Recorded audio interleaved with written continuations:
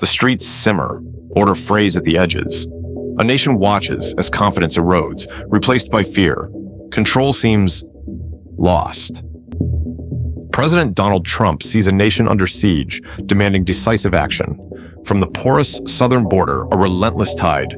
Not just families seeking refuge, but cartels, traffickers, violent offenders exploiting the chaos. The decision is made, an executive order swift and severe. Objective: reopen Alcatraz.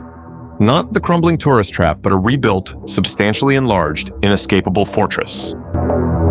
We will no longer stand by while our cities burn and our borders are overrun. We need a deterrent. We are bringing back Alcatraz. It will house America's most ruthless, most violent offenders. The plan, a fusion of maximum security and cutting-edge technology. The Forgotten Island will become Fortress Justice. The gears of government turn, funding allocated, construction begins at unprecedented speed. While the concrete cures and the laser fences hum to life, another operation unfolds in the shadows. The architects of chaos, the enablers of decay, the so-called elites who undermine the nation. They too would face the new justice. From courtrooms to boardrooms, the net tightens.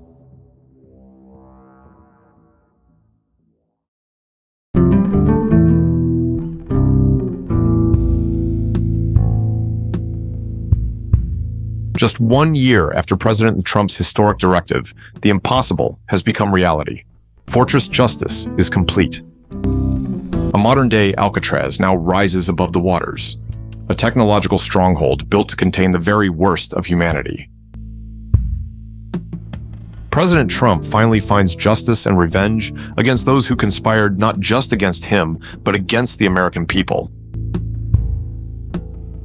From corrupt judges like Harrison, to media barons like Reynolds, from cartel enforcers to deep state operatives, from foreign terrorists to elite American traitors, the gates are open, and Fortress Justice is ready to receive them all. One by one, the criminals are being taken down and are no longer a threat to the United States. As outlined in President Trump's plan, Fortress Justice serves as a powerful deterrent, where strict control and technological precision prevent crimes before they happen.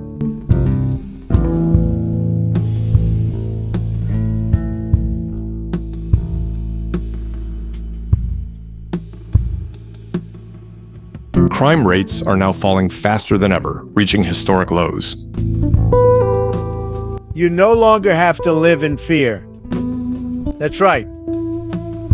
The rule of justice has been restored. Our streets are safe again, and the criminals, from the violent to the corrupt, are gone. Fortress Justice has done what the old system refused to do. America is once again a nation of law, order, and peace. Before Trump's revival, Alcatraz held mobsters, murderers, and traitors. But long before the prison walls, it was a place of life where the Ohlone people fished and honored the island's spirits. Then came the Spanish explorers, and with them, maps, names, and colonial ambition. They called it La Isla de los Alcatrazes, Island of the Pelicans. But it would not remain a sanctuary. The U.S. military saw more than a rock. They saw a gate to the west and a fortress waiting to rise. In the mid-1800s, soldiers and engineers carved the island into stone. They hauled cannons up cliffs and mapped every angle. Alcatraz was no longer just an island. It was becoming a weapon. The American flag was raised. San Francisco grew across the bay, but Alcatraz stood apart, evolving from native land to strategic outpost.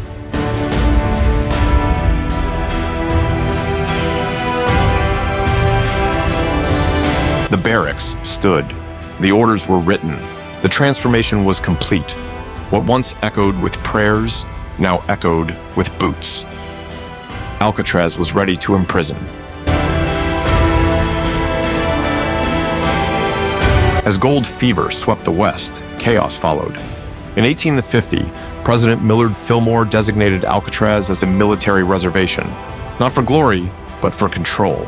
A natural fortress to guard the gateway to the Pacific. Soldiers dragged cannons up cliffs, blueprints unfolded. Alcatraz became a fortified guardian, and soon, a cage. Early prisoners were crammed behind iron bars, punished with isolation.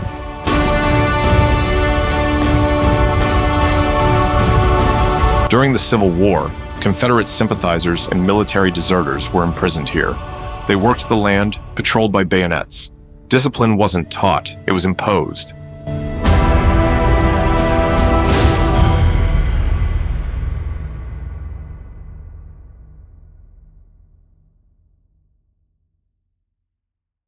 Wood gave way to concrete.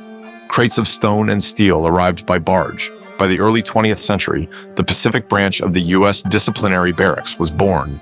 The island was no longer just a post, it was a full-fledged prison.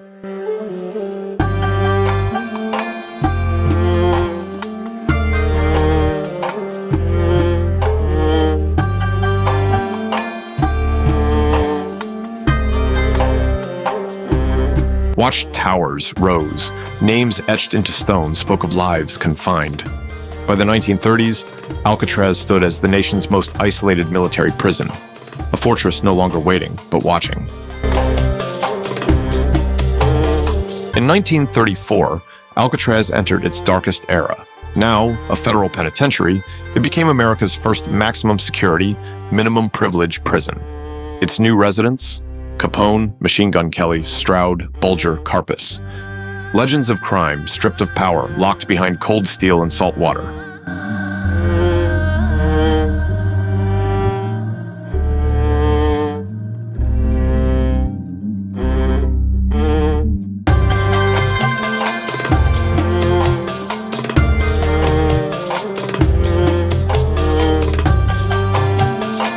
Here, isolation was weaponized. The routine was relentless, the silence crushing. Even the sea seemed hostile, crashing at the edges like a reminder, you're not leaving. But some tried, 14 escape attempts.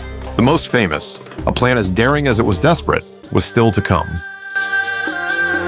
May 1946. The island became a battlefield. Inmates seized weapons. Guards fought back. U.S. Marines were called in. When the smoke cleared, men lay dead, and the myth of escape faded. In 1962, 3 men vanished, papier-mâché heads in their beds, and a raft into the fog. No one knows if they made it.